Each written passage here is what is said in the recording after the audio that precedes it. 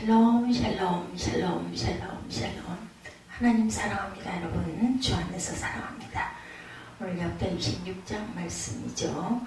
16절에서 23절까지 말씀. 교만한 자 하나님이 제일 싫어하시고 미워하시죠. 우시아에게 나병이 생긴 사건입니다. 교만하다가 결국은 나병이 생기죠. 16절에 보면 그가 강성하여지매 그의 마음이 교만하여 악을 행하여 그의 하나님 야훼께 범죄하되 야훼 성전에 들어가서 향단에 분향을 합니다. 제사장이 해야 하는 그러한 그 분향을 왕이 자신이 분향을 합니다. 제사장 아사랴가 야훼의 용명한 제사장 80명을 데리고 그의 뒤를 따라 들어가서 우시아 왕 곁에서 그에게 이르되 우시아여 야훼께 분향하는 일은 왕이 할 바가 아니요 오직 분향하기 위하여 구별함을 받은 아론의 자손 제사장들이 할 바니 성소에서 나가소서. 왕이 범죄하였으니 하나님 야훼께서 영광을 얻지 못하리다. 이렇게 충언을 하죠. 우시아가 손으로 향로를 잡고 분향하려 하다가 화를 내니 그가 제사장에게 화를 낼 때 야훼 전한 향단 곁 제사장들 앞에서 그의 이마에 나병이 생긴지라. 이렇게 증거합니다. 그 말을 하고 화를 내니까, 그 말을 듣고 화를 내니까 나병이, 그만 우시아 왕이 이마에 나병이 생겨버립니다. 대제사장 아사랴와 모든 제사장이 왕의 이마에 나병이 생겼음을 보고 성전에서 급히 쫓아내고 야훼께서 치심으로 왕도 속히 나가니라. 우시아 왕이 죽는 날까지 나병 환자가 되어서 나병 환자가 되매 야훼의 전에서 끊어져 별궁에 살았으므로 그의 아들 요담이 왕궁을 관리하며 백성을 다스렸도다. 왕궁에도 있지 못하고 격리가 되죠. 별궁에 삽니다. 그래서 아들 요담이 나라를 다스리게 되는 그러한 사건이 일어납니다. 우시아의 나머 시종의 행적은 아모스의 아들 선지자 이사야가 기록하였더라. 우시아가 그의 조상들과 함께 도움에 그런 나병 환자라여 왕들의 묘시에 접한 땅, 묘시에도 묻히지 못하고 접한 땅, 곧 그의 조상들의 곁에 장사가 되고 그의 아들 요담이 대신하여 왕이 되니라. 그다음 우시아에 관한 기록이죠. 우시아를 열왕기상에서는 아사랴라고 쓰고 있습니다. 열왕기상에서 우시아에 대한 기록은 굉장히 짧게 나타나죠. 그가 나이 16세의 왕이 되었어요. 52년간 다스렸다는 사실, 그리고 엘랏을 건축하여 유다에 복귀시켰다, 이 얘기 정도로 끝나 있죠. 열왕기 왕하 14장 22절에 긍정적인 이야기 하나와 나병에 걸린 이후로는 죽는 날까지 별궁에 거했고 그의 아들 요담이 대신 다스렸다는 부정적인 이야기 하나가 열왕기상에 우시아에 대한 기록의 전부. 잘한 일 하나는 엘랏을 건축하여서 유다에 복귀시켰다. 그리고 부정적인 이야기 하나는 우시아에 대한 기록. 요담이 대신 나라를 다스렸다. 이런 하나씩 밖에는 있지 않다. 사실은 우시아는 그렇게 간단히 치치하는 왕이 아니었죠. 52년간 나라를 다스렸기 때문에 긴 시간 동안 나라를 다스렸습니다. 그는 52년 동안 왕위에 올라 있었고, 아무 업적도 없이 긴 세월 왕위에 앉아 있었던 것이 아니죠. 많은 일을 했습니다. 그의 치하에서 유다는 강성한 나라가 되죠.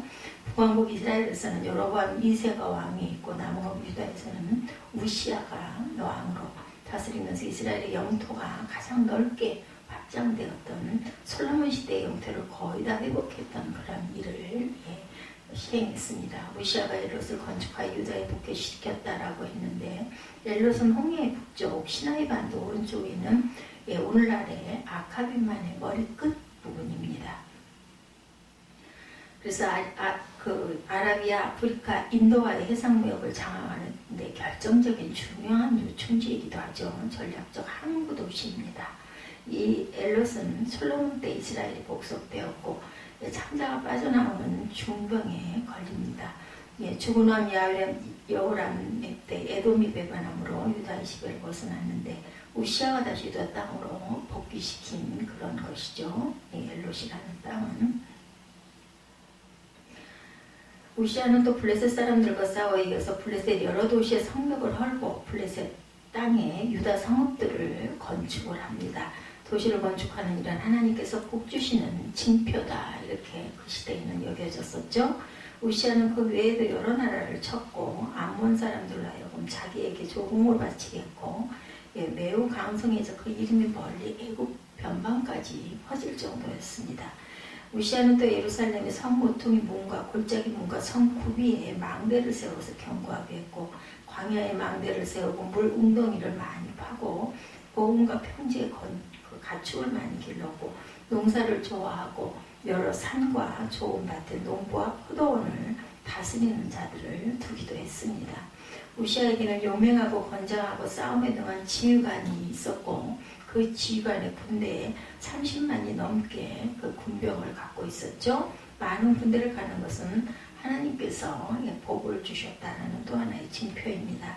그의 온 군대에게 방패와 창과 투구와 갑옷과 활 등 병장기를 공급해 주었는데, 그렇게 할 수 있는 것은 그가 하나님의 복 주심 안에 번영을 누렸다는 증거로 우리가 여길 수가 있습니다. 역대기 기자는 우시아가 이렇게 강성하여지고 그 이름이 멀리 퍼지게 된 것은 하나님의 도우심을 얻었기 때문이다, 이렇게 쓰고 있죠. 역대기 26장에 15절에도 이렇게 말씀합니다. 그리고 우시아가 야훼 보시기에 정직하게 행하며 하나님을 찾았고 하나님께서 그를 형통하게 하신 때문이다, 기록이 이렇게 나와 있습니다.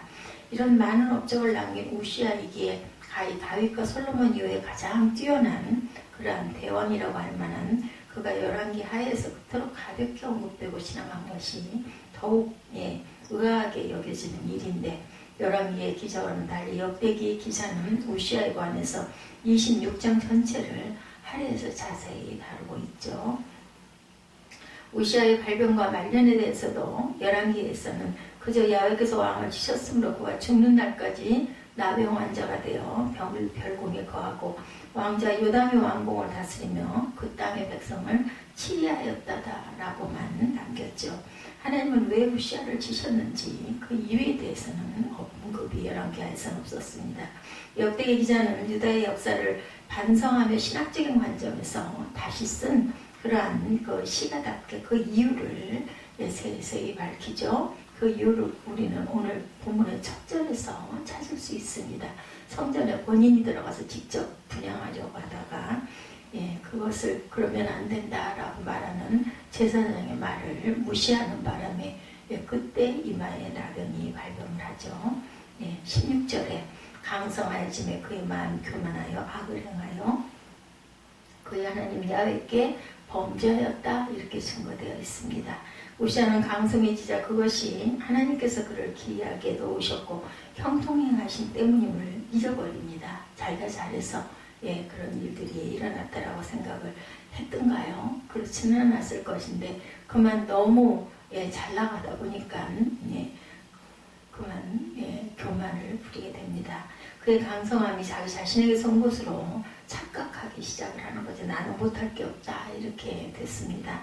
무엇을 할 수 있다고, 무엇이든지 할 수 있다고 하나님의 말씀을 잊어버리거나 무시해도 된다, 내가 하면 하는 거지, 그의 마음이 교만합니다.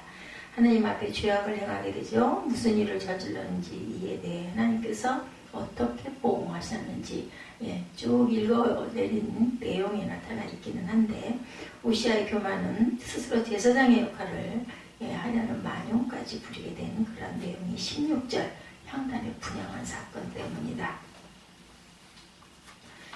이와 같이 너희는 성소의 직무와 제단의 직무를 다하라. 그리하면 야훼의 진노가 다시는 이스라엘 자손에게 미치지 아니하리라. 민수기 18장 3절에서 7절에도 민수기 16장 40절에도 나타나죠. 레위인조차도 가까이 하지 못할 일을 저질렀습니다. 이렇기 때문에 내가 이스라엘 자손 중에서 너희 형제 레위인을 택하여 내게 돌리고 너희에게 선물을 주어 회막에 일을 하게 하였나니 너와 내 아들들은 제단과 휘장만의 모든 일에 대하여 제사장의 직분을 지켜 섬기라. 보라, 내가 제사장의 직분을 너에게 선물로 주었은지 거기 가까이 하는 외인은 죽음을 당할지니라. 민수기 18장 내용입니다. 우시아의 행동은 분명한 하나님의 명령을 무시하는 짓이었죠. 그런데 그때 성전에는 올고픈 대제사장 아사랴가 있었습니다. 아사랴는 80명의 용감한 제사장을 데리고 왕의 뒤를 따라 들어가서 그에게 떼서서 그에게 우시하여 야훼께 분향하는 일은 왕이 할 바가 아니요 오직 분향하기 위하여 구별함을 받은 아론의 자손 제사장들이 할 바니 성소에서 나가소서. 왕이 범죄하였으니 하나님 야훼께서 영광을 얻지 못하리이다. 이렇게 간합니다. 17, 18절을 보면. 그럼에도 불구하고 우시아는 19절에 향로를 잡고 분향하려 하다가 제사장이 화를 냅니다. 그때 하나님의 전한 향단곁 제사장들 앞에서 그의 이마에 심한 전염병 피부질환이 생깁니다. 전염성 피부질환은 사람을 불결하게 만드는 것이고 그 사람은 마땅히 격리시켜야 하는 법이기 때문에 대제사장 아사랴와 모든 제사장은 우시아를 성전에서 급히 쫓아내고 하나님께서 그를 지새끼게 그는 급히 성전에서 나가지 않을 수 없는 이런 일이 일어나죠. 그래서 아들 요담이 나라를 다스렸다. 이렇게 나타나 있습니다. 이렇게 하나님께서 축복하여 주셔서 넓은 나라 지경을 넓히고 52년 동안이나 잘 다스리고 전쟁에서도 항상 이겼던 그러한 그 왕이 결국은 무엇함으로 인하여 교만함으로 인하여서 나병이 생기는 그런 사건. 왕과 같은 정상의 지도자든 평범한 개인이든 우리 모두에게 이런 일들이 일어날 수 있다는 것을 우리 절대 잊어버리지 말고 항상 하나님 보시기에 온전한 삶을 살아서 끝까지 믿음을 지키고 겸손한 하나님의 귀한 아들, 딸들이 되어야 되겠습니다. 말씀 속에서 여러분들 다시 한번 은혜로운 나의 모습은 어떤가? 나는 지금 혹시 교만하지 않고 있나? 이것을 돌아보시는 저와 여러분 되시기를 주님의 이름으로